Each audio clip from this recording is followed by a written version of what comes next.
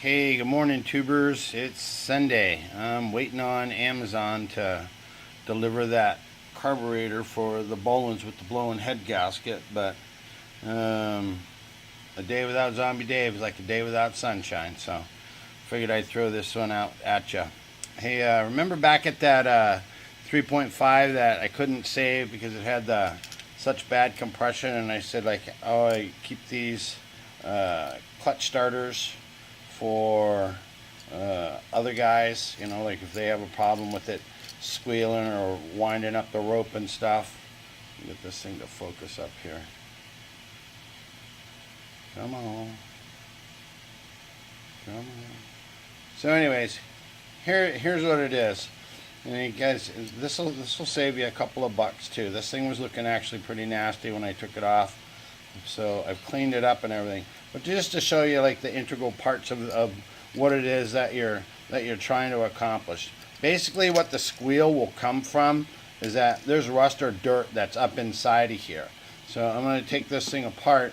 You know, like I see some guys will take a little pick like this and try to lift up that cover. That's fine too.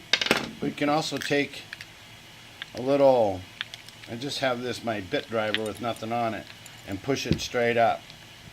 So when that comes up and off of there, look down inside, there's going to be 6 of these ball bearings, okay? You don't want to lose those. So if you have a little magnetic tray, go ahead and just keep those off to the side. You're going to want to take and clean those up, make sure there's no grease, dirt, rust, or anything like that on them. But over here, you can see like where I've gone through there and I've just cleaned up half of it. This is what the other side looked like. It's pretty gnarly. So, but what this thing has to do is, let me show you this other piece right here. I'll clean that part up too. Is like, so when this goes back on the engine, this is actually what takes in, holds the flywheel on. That threaded part right there is what holds the flywheel down. And you're gonna get that back on there, or you can assemble it firsthand. But this goes right in there like that, okay? And you can see. And then all these little, there's actually only 5 little dogs, but there's 6 ball bearings. We're gonna put all these in there. I'm gonna show you how this bad boy works. And one of the mistakes that I see when guys try to take and fix these all by themselves is everything else on a mower has got, you know, oil or grease on it, and they'll put grease inside of here.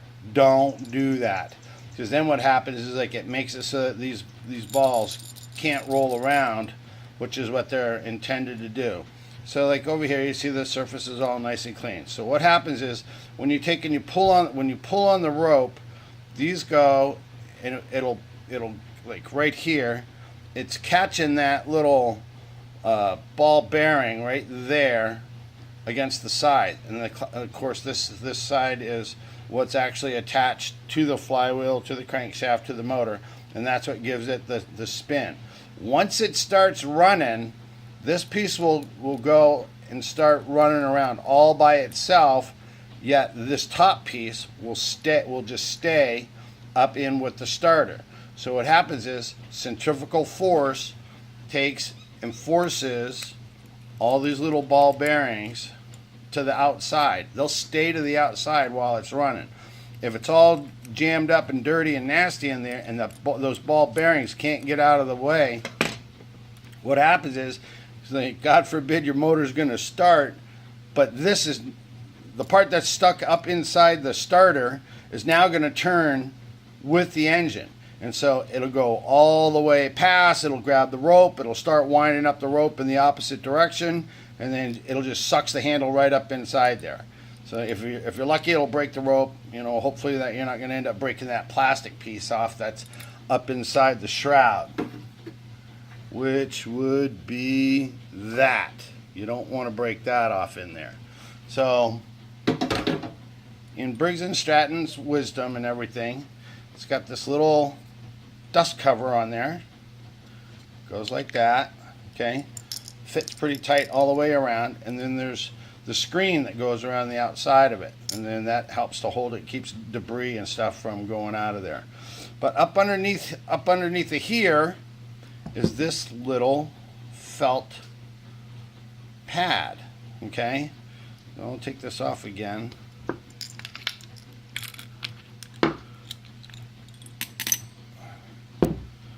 This little felt pad goes right up inside of there. Okay, see that in there? Push it all the way up to the top.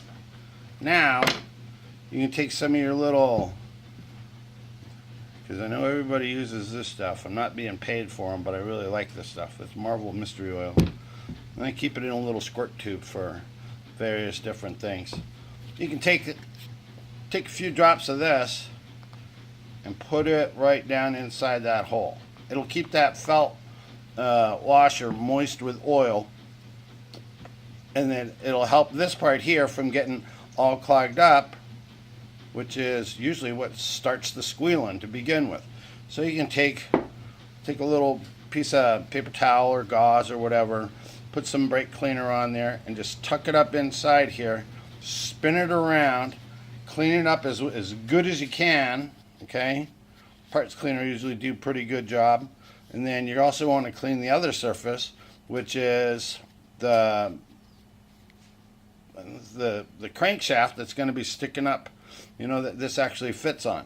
And then I use a little bit of this. I just have Bel-Ray waterproof grease and just a little bit on the inside, not much at all. It just puts a little bit of grease right up inside of there.